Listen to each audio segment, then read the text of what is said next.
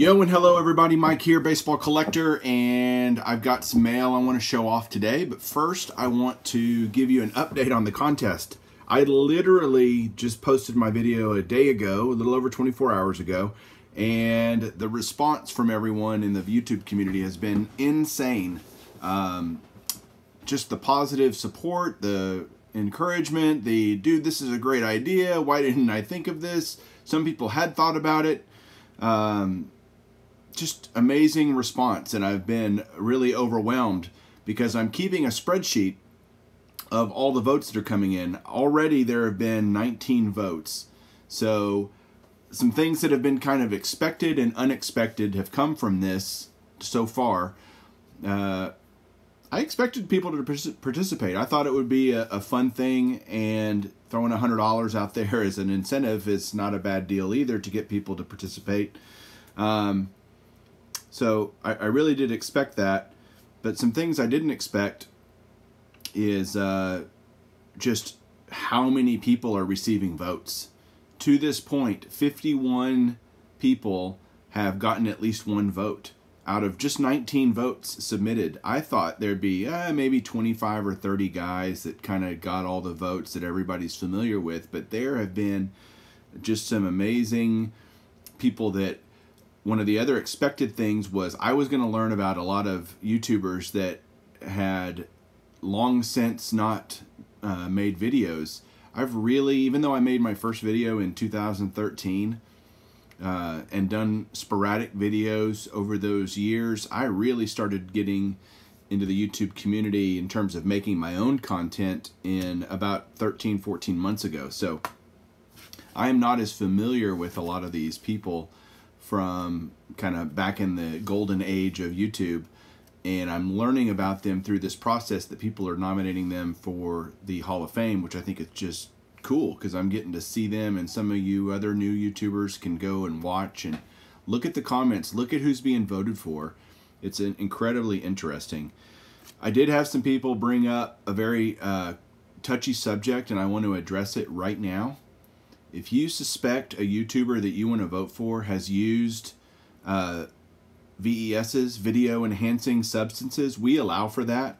We don't, we're PED friendly here on YouTube. So if someone's doing a substance that helps them make a better video, knock it out. That you can still be in our Hall of Fame. That's cool. In fact, sometimes even encouraged to use some type of video enhancing substance. So that was just something that I got a kick out of. Caesar, I think, Pepino Man, wrote down, what about the PED guy? I just thought it was hilarious, and I was like, oh man, that's too funny. So just some great responses so far. Really appreciate everybody doing what they're doing.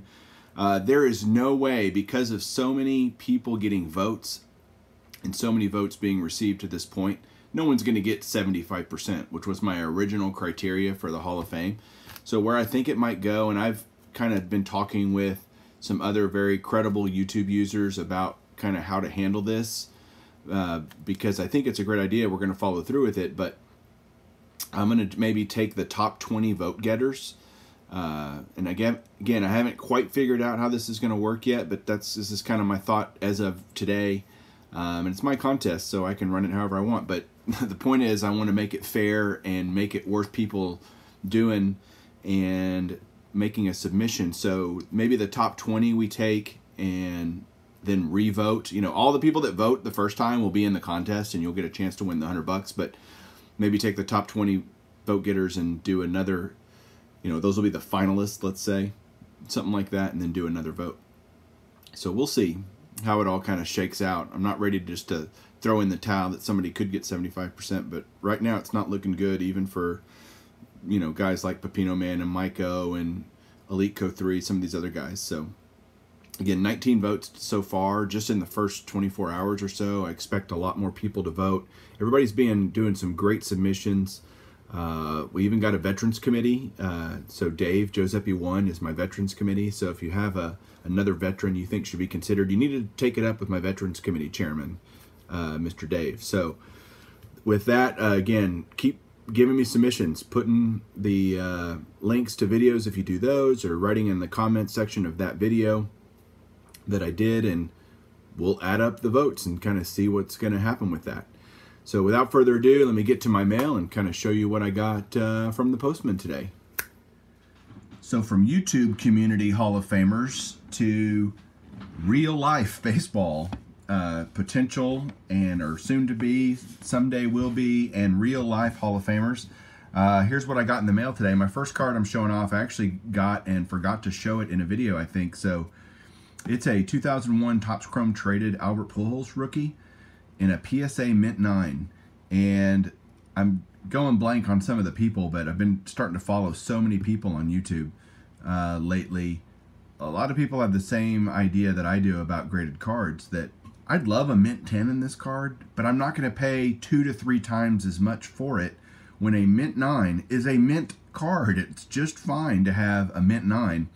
It's in the new slab, new holder, which I love, and Pujols is definitely getting the Hall of Fame. It's also weird, these 2001 guys like Pujols, Ichiro, some of the other people that are in that newer class that'll kind of be coming in over the next decade or so, they have so many rookie cards. I mean, Albert Pujols and Ichiro have like 40 to 50 rookie cards each. So how do you choose which one if you're going to do a rookie card Hall of Fame? You know, who's to say that the Topps Chrome Traded is any better than the SP Authentic or the any other type of card? And my answer to that is I just like this card, so that's the one I bought, and I don't think you're going to go wrong with any of them. And I just really think this is a very sharp looking card and glad to have it in my collection. So that's my only potential Hall of Famer. Come on, right? Pujols isn't potentially, he's going to be in the Hall of Fame. This guy is in the Hall of Fame for sure, and I love, love, love this card. 89 upper deck, again, classic set. Absolutely love it. Wonderful image of Nolan Ryan here. He, and it was weird, the Rangers back in this day, they had a pitching coach. His name was Tom House. Tom House is famous. Really, he played with the Braves, and he caught Hank Aaron's 715th homer in the bullpen at Atlanta Fulton County Stadium back when he hit it. And so he was the pitching coach for the Rangers. And he was a big believer in using footballs, because supposedly if you can throw a perfect spiral with a football, then you are using the correct technique to throw a baseball. And I think that's an amazing correlation and just pretty cool. And this was back in the day when I was playing in high school baseball, so we threw footballs around at batting practice, or I mean at practice, because the Rangers were doing it. And it's like, well, if that's a great way to show if you're throwing correctly and using the proper technique, that's awesome. And so here's a picture of Ryan on his 89 upper deck throwing a football, which is just, to me, classic and cool. And this is only an 8.5, but again, that's fine for me. It's an 89 upper deck. Do I want a 9 or 10? Yes, but you're talking 2 to 3 times as much money. And I just wanted the card in a slab in a really good grade. And so there you go. There's another Nolan Ryan. All right, next up is Ray from Philly. Got me started kind of looking for these, and so when I find them, I buy them. This is a 79 Topps Eddie Murray in a near mint 8. 79 is Murray's second year. His rookie card is 78 Topps, so this is his second year, and Ray from Philly got me thinking about second year cards and what a great idea that is to not, kill your budget. If rookies are too expensive, second year's not too bad as a second choice. So love this card, love the image. Eddie Mofo Murray. If you haven't watched Ray from Philly's video last night that he did with his son, he got an Eddie Murray card and you could see him in the background mouthing Mofo, and it was just hilarious. So go watch that for sure. But there's an Eddie Murray 79 Topps, and my one more card to show off. It is for my last card Hall of Famer set, and it is a 1965 Topps Warren Spahn. Again, one of the things I love about doing these last cards of Hall of Famers is you get them on. So Warren Spahn looks really old. He has my hairline, which is really great. I really appreciate him for that. And then he's on the Mets, which of course Spahn was known for pitching for the Braves for so long. And he's also listed as both a pitcher and a coach. So really just kind of a whole bunch of things going on here to show this last card for Warren Spahn. On the back, you can see his awesome career with the Braves, both Boston and Milwaukee, and just what an amazing career he had. It shows here he has 356 wins. Look how many 20-win seasons Warren Spahn had on some teams that, quite frankly, in a lot of those years were not very good. So just one of the greatest left-handed pitchers of all time. Unbelievable pitcher. So there's Warren Spahn. Again, I'll show him final as I get done with this video.